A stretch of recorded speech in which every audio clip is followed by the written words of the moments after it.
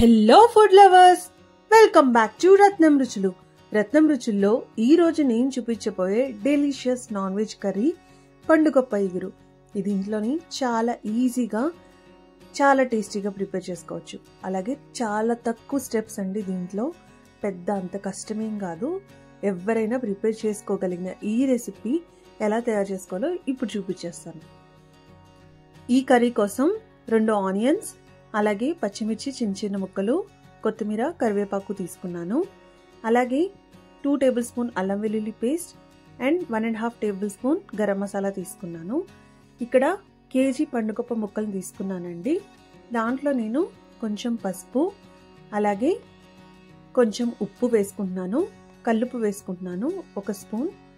దాంతోపాటు కొంచెం మజ్జిగ కూడా వేసుకుంటున్నానండి.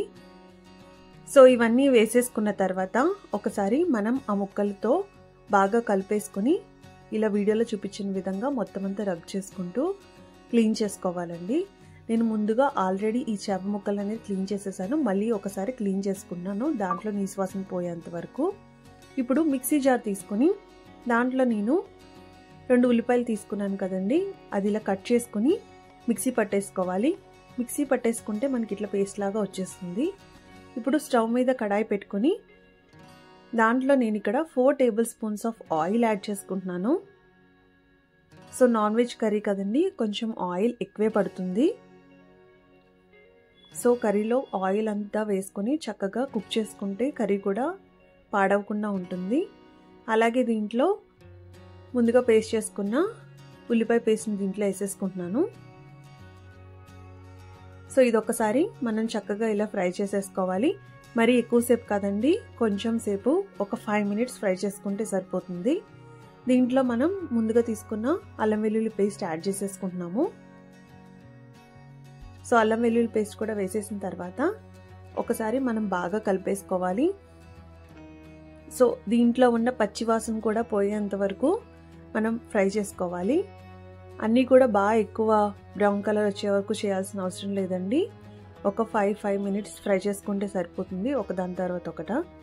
అలాగే దీంట్లో నేను కట్ చేసి పెట్టుకున్న పచ్చిమిర్చి, కరివేపాకు వేసేసుకుంటున్నాను.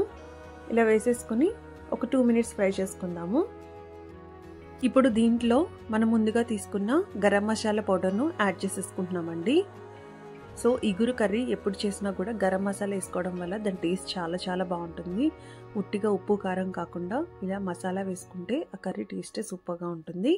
అలాగే దీంట్లో కొంచెం పసుపు, ఇక్కడ నేను 2 టేబుల్ స్పూన్స్ ఆఫ్ కారం తీసుకుంటున్నానండి. సో కారం చూసారా ఎంత రెడ్గా ఉందో, ఇంట్లో పట్టించిన కారం ఇది. సో ఇలా వేసేసుకుని ఒకసారి మనం ఫ్రై చేసుకోవాలి. ఇది కూడా సేమ్ అంతే, జస్ట్ 5 మినిట్స్ ఫ్రై చేసుకోండి.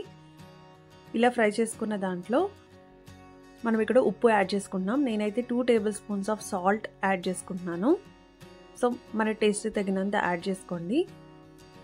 అది కూడా వేసేసుకుని ఒకసారి బాగా మిక్స్ చేసేసుకోవాలి.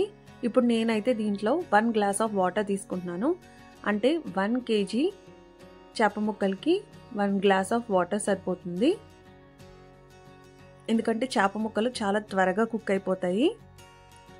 సో మరి ఎక్కువ వాటర్ వేసుకున్నా కూడా మనకి కూర ఎగిరిపోయేసరికి ముక్క విడిపోయే ఛాన్స్ ఉంటుంది.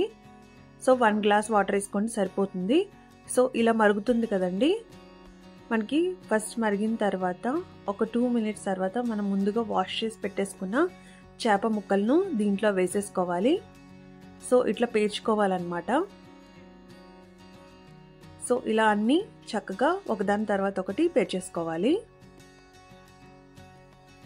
నాన్ వెజ్ రెసిపీస్లో మీకు ఇష్టమైన నాన్ వెజ్ రెసిపీ ఏంటనేది కామెంట్ సెక్షన్లో కామెంట్ చేయడం మాత్రం మర్చిపోవద్దు. మరి మా వీడియోస్ కనుక మీకు నచ్చితే please do like, share and subscribe to Ratnam Ruchulu. మరిన్ని ఇంట్రెస్టింగ్ వీడియోస్ కోసం తప్పకుండా చూడండి.